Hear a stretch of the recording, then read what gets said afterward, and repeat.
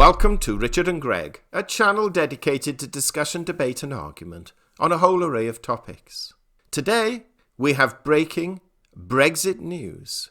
So without further ado, let's go over to our immediate interview with Controversially Greg.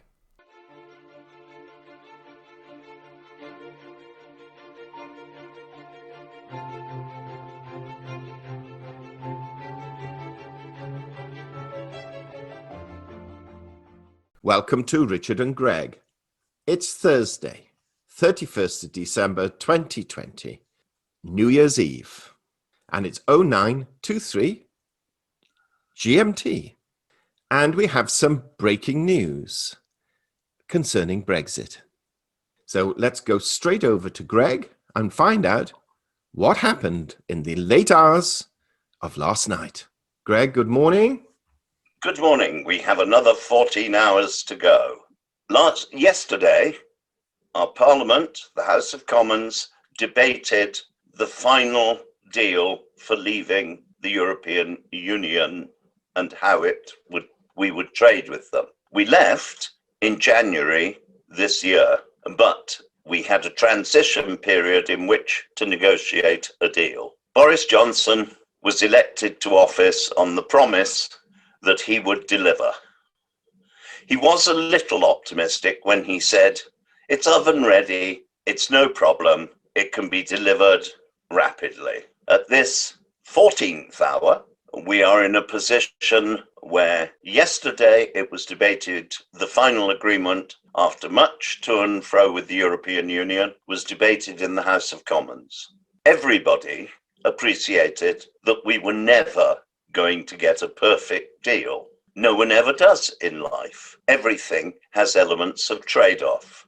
And as a result, only the Scottish Nationalist Party voted against themselves. They had campaigned throughout to remain in the European Union, and if we were leaving, we must not leave with what they called a no deal, and what it really meant was no bespoke deal. Boris Johnson was voted into office, and yesterday he delivered to the House of Commons a bespoke deal. It has rough edges. It has some things where we didn't win as clearly as we would have liked to have done, and those are easy to classify. The biggest area is that we don't really have our trade deal nailing down the edges and producing a level playing field for services. That is yet to come. However, we did get retention of control over British waters and our fishing. The continent wanted 14 years in which to slowly phase out fishing in British waters, where they have been stealing huge quantities of fish directly with factory ships and very damagingly to fishing stocks for several years now. They wanted 14 years, Britain wanted 3. We have settled at 5.5 years, but with an immediate reduction on the percentage of fish that can be taken out of our waters by the continental fishing fleets. Over the next 5 years, 5.5 years to be precise, we will be phasing out continental fishing in our fishing areas. We have a right now to police those fishing areas and ensure that foreign boats only remove that which is in the treaty and permissible for them to remove. So all in all, quite a good deal. This was put to the House of Commons and was voted on early yesterday evening. The vote was somewhere in the region of 520 something votes in favor of signing the deal and 70 votes against.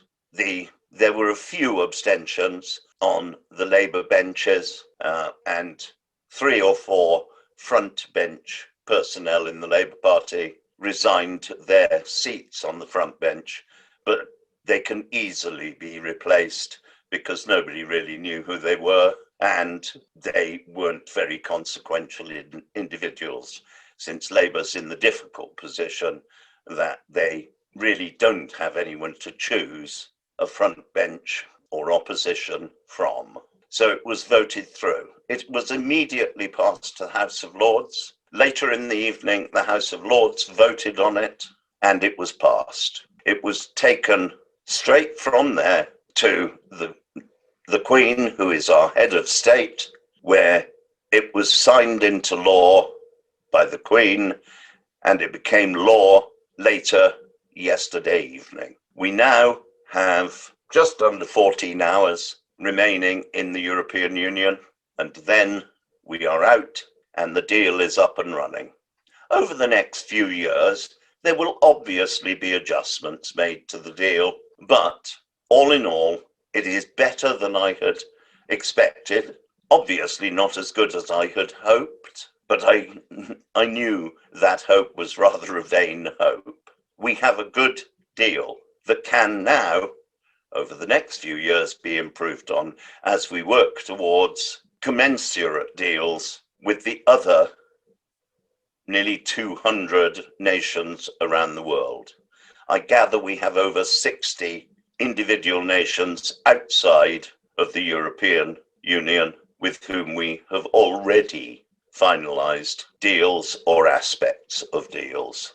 This will take place over the next few years, and from then on, as before we entered the EU rather misguidedly in the early 70s, we will be negotiating directly with the nation states of the world, the great trading blocs and the small countries, for the best deal that suits them and us.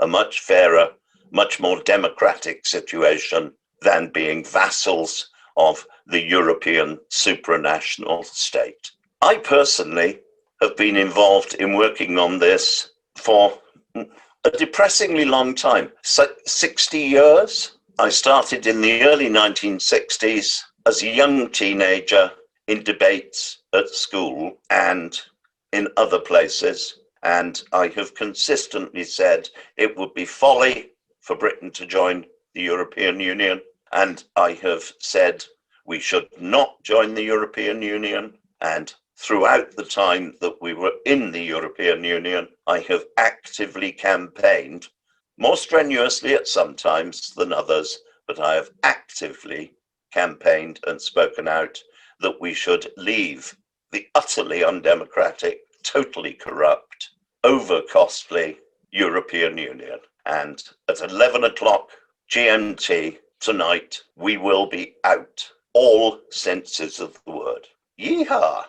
Why do you say 11 o'clock, Greg, and not 12 o'clock? Because we're doing it on European time, and Europe is 1 hour ahead of us. We're talking of British winter time, which is 1 hour behind Europe. Well, it'll be the first time you've ever put Europe first, Greg. Not I. I would have been out long ago had it been me putting Europe or Britain first. It has been catastrophic for both countries, just as Winston Churchill warned in the 1940s when he said, if the choice is the continent or the open sea, Britain should take the open sea. What I found quite amazing, Greg, was the fact that the deal was done, signed by the European Commission president, transported to this country, voted on in both the Commons and the Lords, and given royal assent, all within, let's be honest, a phenomenally short period of time. It just goes to show what lawmakers can really do when the time pressure is on. They're very good at waffling when their time pressure isn't on. Indeed. And basically, with the normal House of Commons, it's a place to posture on political grounds, just as we watch the American Congress and Senate endlessly posturing one side against the other. It's inevitable in any kind of democratic parliament, whether it's a democratic republic like America, or whether it's a rather more true democracy like the United Kingdom. I say rather more true in that we do not have electoral colleges that can confuse the issue and can, in fact, suborn the vote of the people. That cannot be done in British politics. And on that note, Greg, as this is just a quick update, I'd like to say thank you very much and have a very happy new year. And we'll speak again after tomorrow. In total freedom. In total freedom. Thank you, Greg. Enjoy, everybody, but please don't go out partying and go home and kill Granny. We hope you enjoyed that discussion, and if so, kindly subscribe to our channel and press the bell sign so that you are notified of our videos as and when they are published. And also in the description box below, we place links to certain books, articles, and programs which you may find of benefit, and for which we will receive a small commission should you purchase through our link. And this will help support our channel and to enable us to develop it further.